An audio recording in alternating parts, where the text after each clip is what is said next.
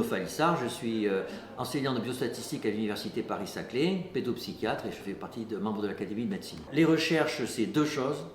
D'abord, évaluer les pratiques pour savoir si ça marche ou si ça ne marche pas. Tout le monde est d'accord là-dessus, la question c'est comment le faire.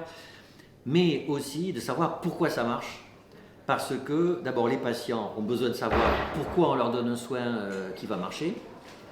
Et puis en plus, savoir pourquoi ça marche, ça permet de faire progresser les soins. C'est plus compliqué qu'avant, mais c'est inévitable. C'est que pour faire de la recherche sur le sujet humain, il faut quand même des règles qui sont strictes parce que ce sont des patients, des personnes humaines, que les soins ont des effets indésirables possiblement et que les patients sont des personnes vulnérables.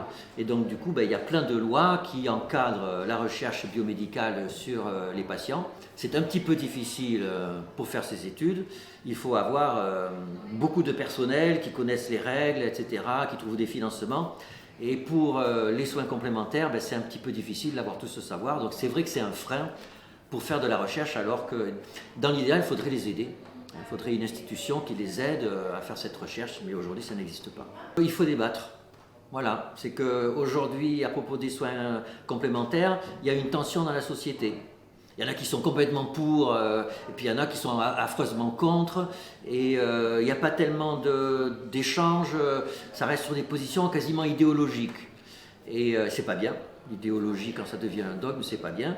Il faut faire que les gens se rencontrent, puissent échanger leur point de vue, accepter le point de vue de l'autre, évoluer pour comprendre pourquoi, si ces soins complémentaires sont utilisés par nos patients et nos concitoyens, ça veut dire qu'ils apportent quelque chose.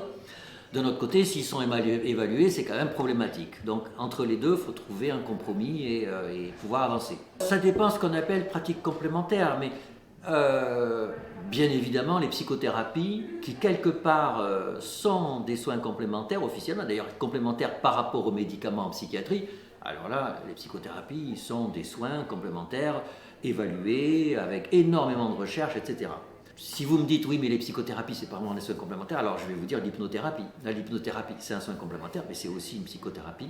Parmi les soins complémentaires habituellement considérés comme tels, moi je pense que l'hypnothérapie est un soin assez intéressant. Je pense qu'il faut qu'il y ait des efforts de chaque côté. Un, que les professionnels s'organisent, clarifient qui fait quoi. Aujourd'hui, on dit je vais voir un naturopathe, mais comment a-t-il été formé? Qu'est-ce qu'il fait? Moi, j'en sais rien. Donc ça, c'est un problème majeur.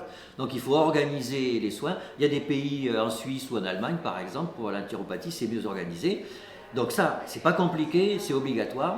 Et puis après, il faut faire des recherches. Soyons un peu optimistes. On a vu pendant ces journées que la médecine intégrative allait être enseignée dans les facultés de médecine. Il y a maintenant des simulations d'entretien qui sont proposées aux jeunes médecins. Donc la relation médecin-malade est devenue quelque chose d'important. Alors il y a des résistances, bien sûr, il y a des doyens qui virent les diplômes universités de soins complémentaires. Bon, là aussi, il faut qu'on échange. Je pense qu'il faudrait quand même que les politiques nous y aident, puisque les politiques sont des élus, ils représentent la société, et ça ne marche pas complètement bien du côté des politiques. Je pense que c'est compliqué pour eux.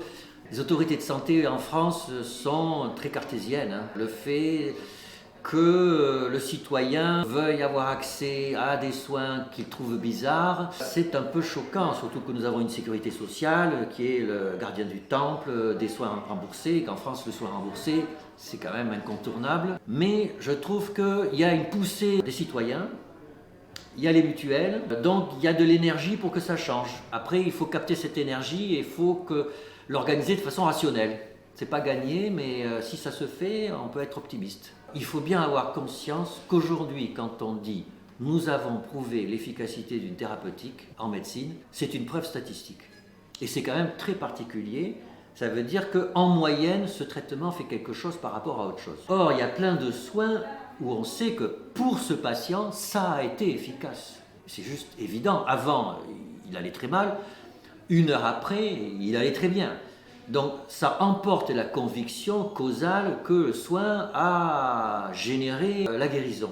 Mais c'est différent de la preuve statistique. Jusqu'à quel point la preuve statistique doit-elle être la pierre de touche de la preuve de l'efficacité? Je crois qu'aujourd'hui cette question est posée Et on le voit avec les nouvelles thérapies anticancéreuses comme les thérapies cellulaires, où il n'y a pas de preuves statistiques.